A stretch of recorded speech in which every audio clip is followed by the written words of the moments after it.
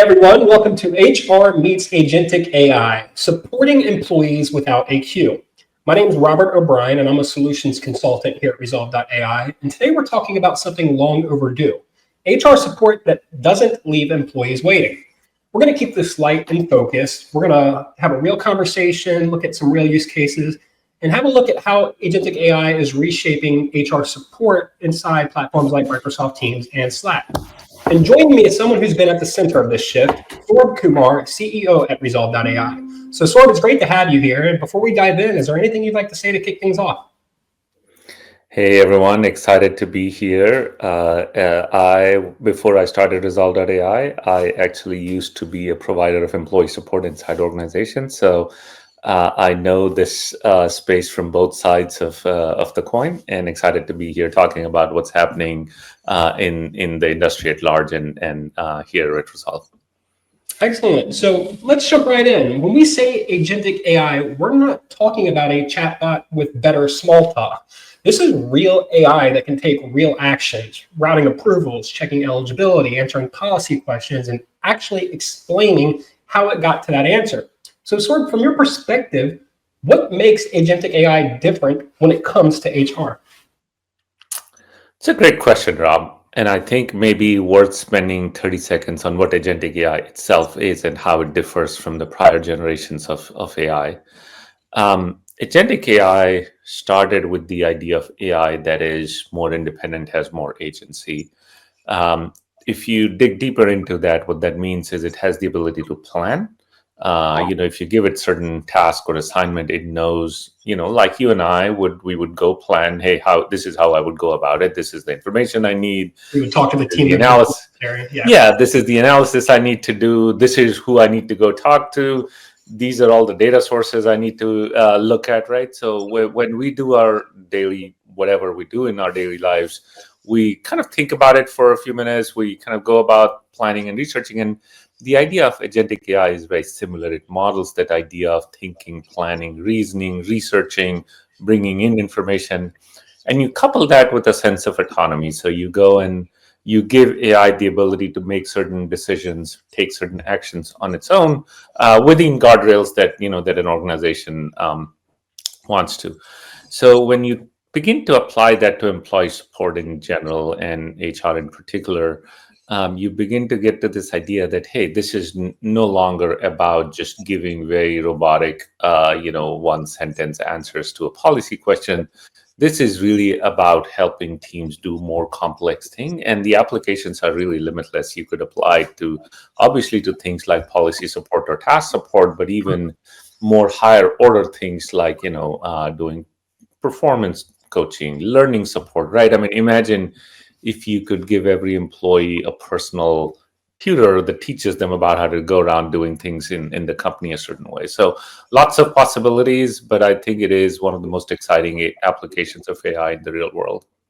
Absolutely would agree. So sort of it feels like IT always gets the shiny new toys first. They get the automation, the AI pilots, they get the entire works.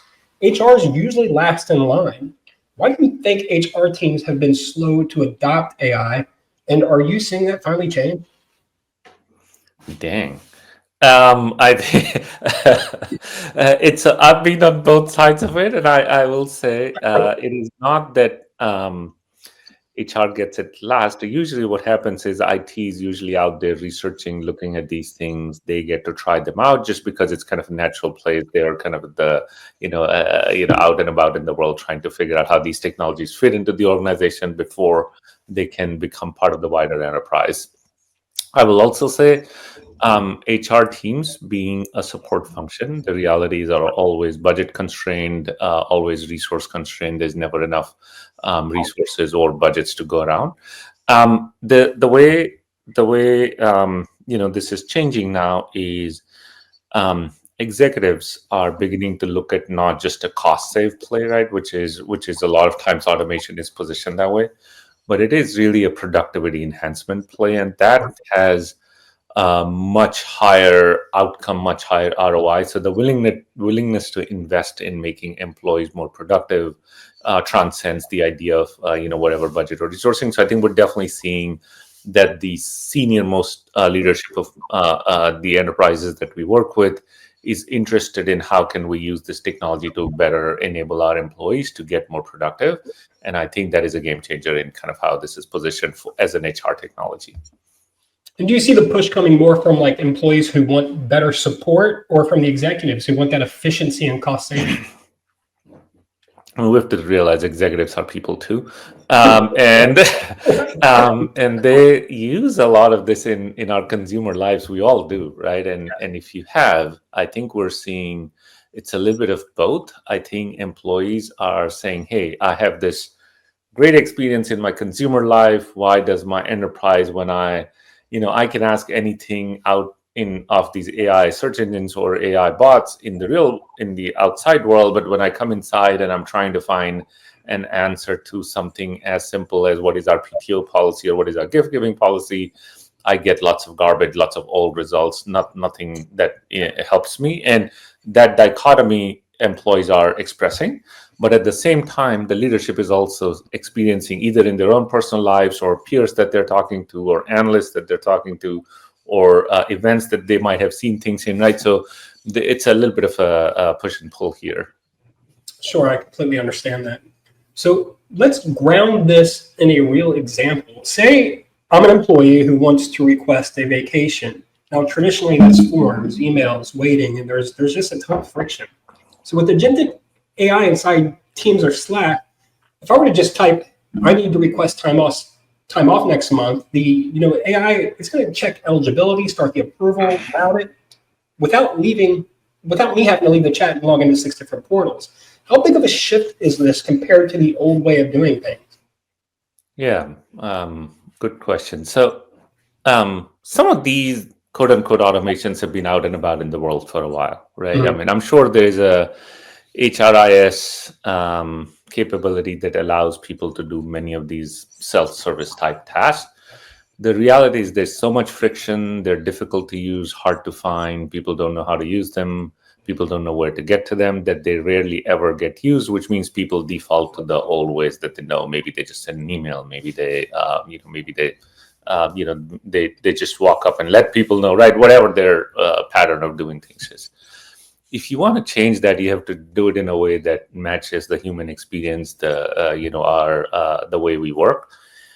So the way Agentic does it differently is it looks at works across all the channels that people use. So there's no friction in trying to get to the task. If you're comfortable using email, if you're comfortable using a portal, if you're comfortable using a conversational channel like Microsoft Teams or Slack, if you really like to call in and do it over phone, you could do a consistent AI layer that cuts across all of these channels and give employees that self-service AI-driven experience across of them, right? So that by itself takes a leap forward in making it accessible and available to people.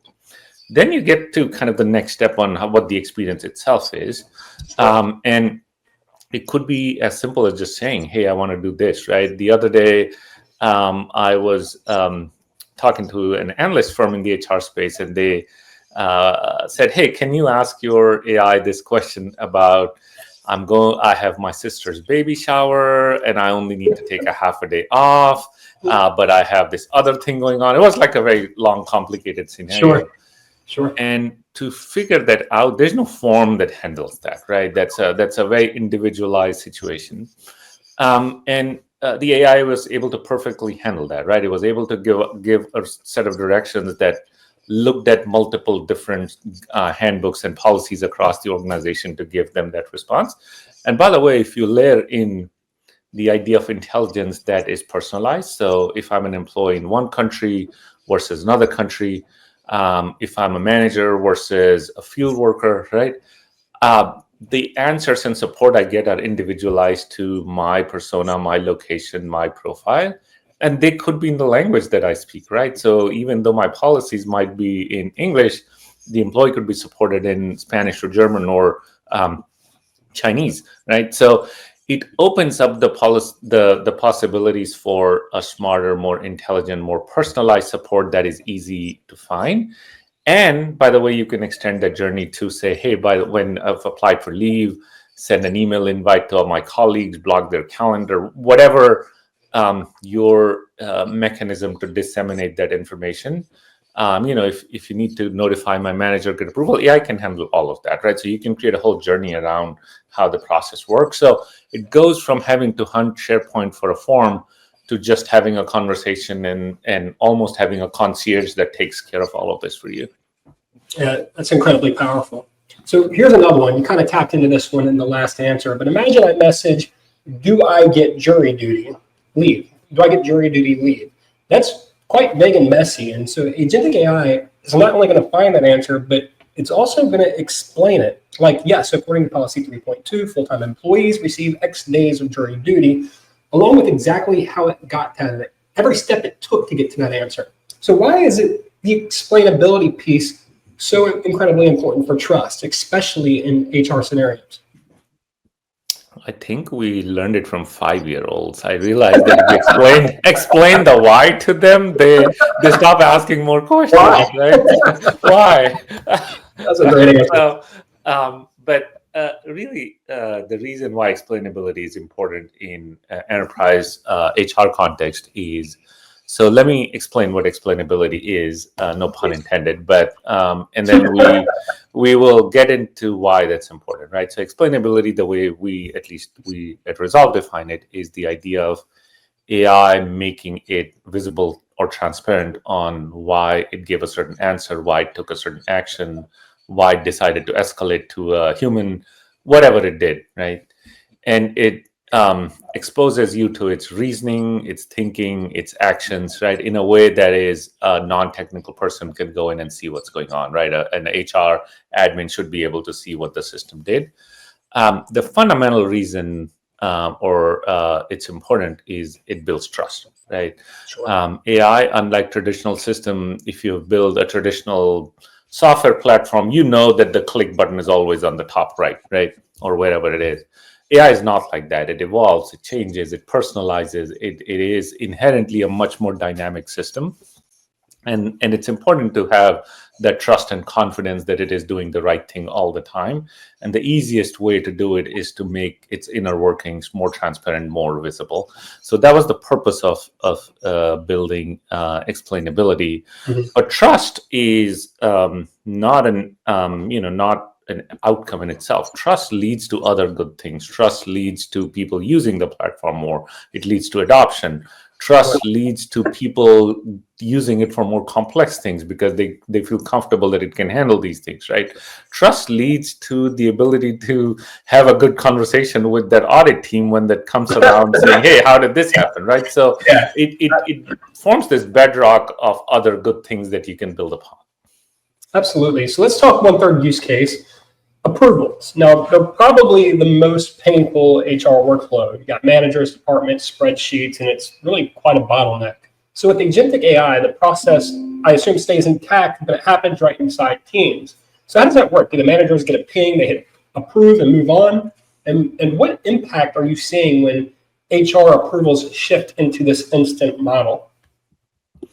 Yeah, and I think approvals are kind of, to me anyway, is one big component of this idea of how you engage employees for all different types of bi-directional communication that needs to happen, right? So approvals could be for something as simple as I'm taking the afternoon off, or it could be something much more complicated, right? That maybe I went to an event and I spent more money than I should have, but that was because we were like with sales team and we needed to do something with the client. It could be like a very complicated scenario that is a deviation from the standard policy or norms, right? The idea of making it easy and frictionless is important because again, these are things that just take time away from your productive day. If I have to hunt someone, if I have to send in a form, if my manager has to then spend a whole bunch of time figuring this out, everyone's spending time on less productive things. If we can make it so that AI can figure out, hey, for this type of approval, here's who I go to, then the employee doesn't have to worry about any of that, right? AI does it for them. You just say, hey, this happened, I need an approval. AI goes figure out who the right person is. So we use a knowledge graph to figure out how to connect to the right people. It figures out what limits trigger what kind of approvals, right?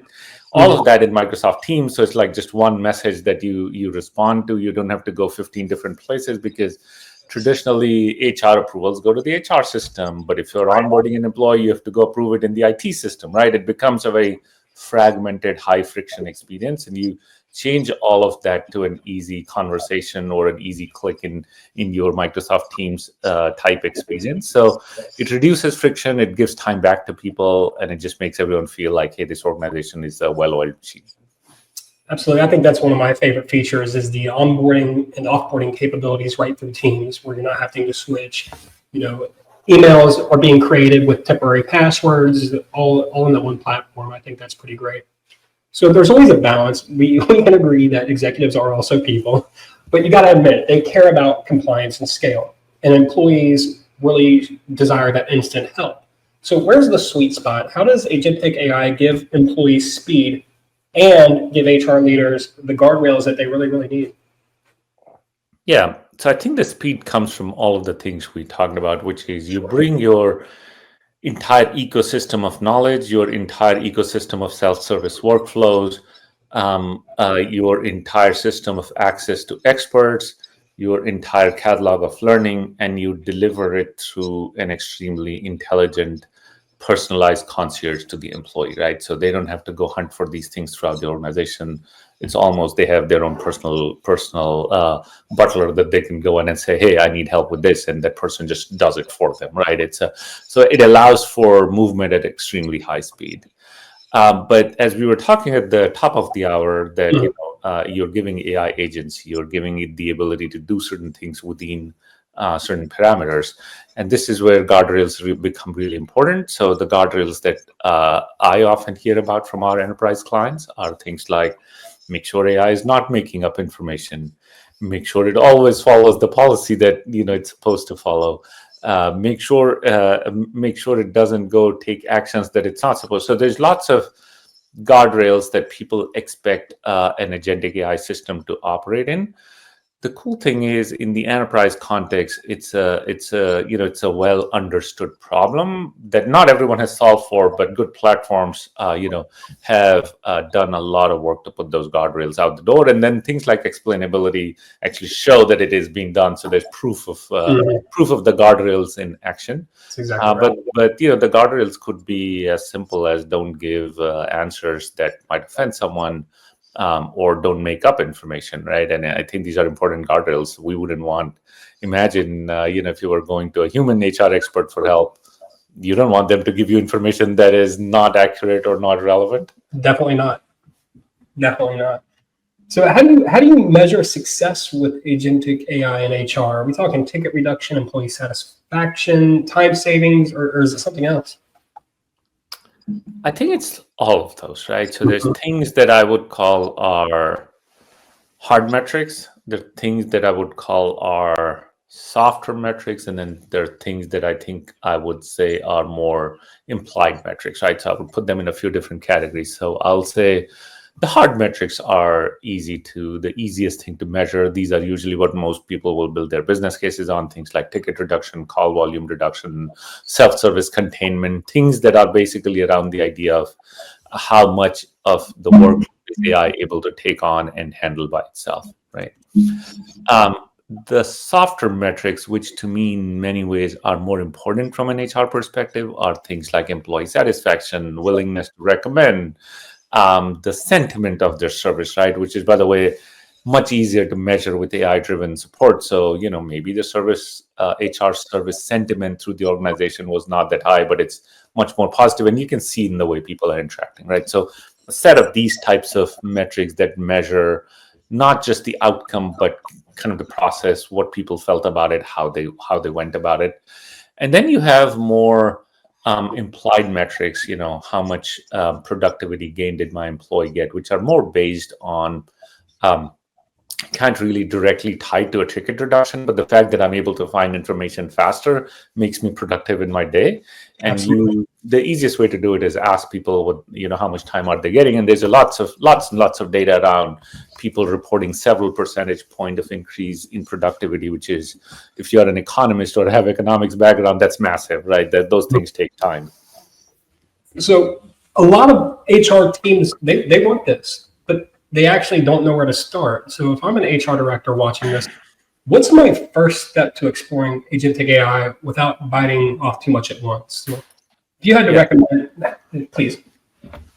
I think I have a few recommendations around this. One, HR tech in particular and employee support in general is a great area to start your AI transformation journey at the enterprise level, right? So if you're a CEO or a CIO, you have to realize doing AI transformation within your employee space gives you high value, high ROI outcome, but also does not expose you to the same risk as if you were doing it in a consumer or a sales type of context, right? Where it's you're exposing yourself to external people outside the company. So it's a great place to get started with your AI transformation journey. If you're an HR leader trying to think about how to go about it, one recommendation if you take nothing away from this podcast, I will say, do not try to build it yourself. What I mean by that is, and maybe Rob, you and I can do another podcast on this someday. I talk to customers often, and I sometimes hear horror stories where people have spent hundreds of thousands of dollars. Somebody said, "Hey, we could just build it on top of a language model like OpenAI or whatever." You spend hundreds of thousands of dollars with a team to build a lot of that. It gets 60-70% there, doesn't ever get to 100% because the initial journey is easy. The latter part of it's hallucinating, it's giving wrong answers, it's not precise answers. Like all of that long tail bogs people down and never gets to production. You also get there and you realize, oh, we didn't think about how to report on analytics and knowledge or dashboards. We didn't think about how to do escalations. We didn't think about how to do all of these other things that surround the overall delivery model. It's not just, your system is answering questions. You have to look at compliance. You have to look at explainability. You have to look at auditability. You have to look at all of these things, right? So my number one recommendation is do not try to DIY, right? It's not. And by the way, the technology moves so fast that by the time you get there, it might already be a generation or two behind, right? So that's the first recommendation. Look for a platform that is already incorporating the latest and greatest in the industry, moves with the same speed, and has already thought through all of these use cases, right? And to take another example, we already built 7 specialized HR AI agents that are well orchestrated together. They know how to handle context, right? So that's one recommendation. The second recommendation is, I think, break it down into a few specific outcomes. A lot of times people try to front load, hey, this is an agentic AI, so we're going to make it autonomous. The system can be autonomous. There's nothing stopping the technology from working autonomously. But the internal controls, the data, the trust structure, the layers of reviews that, there's an internal organizational maturity and readiness that comes as you begin to do these things over time. So start with a very easy to achieve goal. We're going to automate all of knowledge answers and knowledge discovery in the company, right? Whatever it might be. It might be on your SharePoint. It might be in an HR folder somewhere. It might be on your wiki, right? That's a great, easy first thing to do, and make it personalized, right? Employees in Canada and US might get different answers. Make it multilingual, right? If your company is a global Fortune 500 that has employees in 50 countries, take it. So that's an outcome that you can actually quickly demonstrate, get it out there, get great reviews from people. And then you kind of layer in the next thing, now I'm going to automate all of these high volume workflows, right? So do it in a way that you can demonstrate success as you go. So what does a typical timeline look like for rolling out agentic AI in HR? I would say you can get it up and running in less than a couple of months. As I said, if you do it in incremental waves, the cool thing is it's transparent. If you use ChatGPT in your life, it keeps learning, it keeps doing new things that nobody. So it's not a big release or whatever. It just learns and does new things over time. So you get in let's say in 2 months you get to your first first outcome. The organization now sees that success, allows you to build to the next thing, maybe another month or two. So in a few months you have a really robust, high quality HR self-service delivery transformation done in a way that demonstrated success along the way. A huge thanks to you, Saurabh. It's always a win when we can break down these complex tech, scenarios into simple stories. But before we leave, I have one more for you. If you had to look ahead, what's the one breakthrough in AI that you think will reshape HR for the next 5 years? Curveball. Yeah, that is a curveball. I don't know. My struggle would be to name one, right? I think so. If you look at the dimensions in which AI is evolving in the HR or in general, it is advancing in its reasoning and intelligence capability, right? So the ability to just do more complex things that people, you would hear terms like AGI or super intelligence, the idea of building more intelligence. So that's kind of one dimension. The other dimension that it is evolving in is the ability to connect and discover and auto-discover the systems that are out there within your organization and take advantage of them. So maybe you have a payroll system, and maybe you have a benefit system, and maybe you have AI being able to connect and integrate with that ecosystem and do things. I think is kind of think about it as like you have an intelligent person, but you gave them now a whole shelf of Home Depot tools to go and have at it, right? So I think it's kind of another dimension it's evolving in.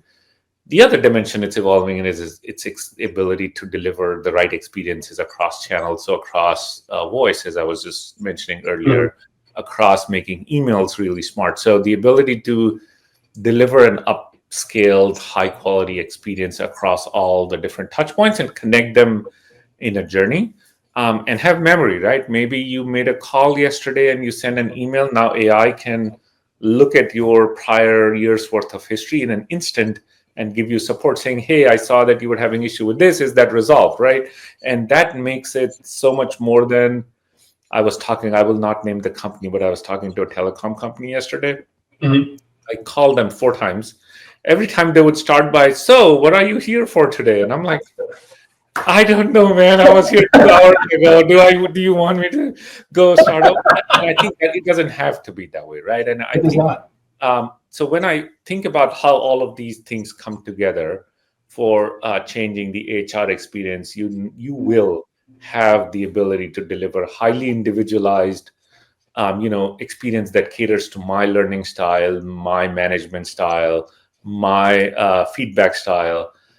So highly individualized experience delivered by a very cohesive, very intelligent AI that has access to all of the tools and has history of how you've been working, right? I think so. Very individualized experience of learning and support is where we're headed in this world. Well, thanks again. And for anybody who's watching and wants to see this in action, we would love to show you what Agentic HR actually looks like. So just hit the book a demo button. We'll send you that link we'll put that link there in the chat, and we'll walk you through it. But anyway, thanks for joining us and getting those employees out of the queues. Yeah. Thanks, Saurabh. Thank you, Rob. Thanks for the conversation, Rob. Take care. You too.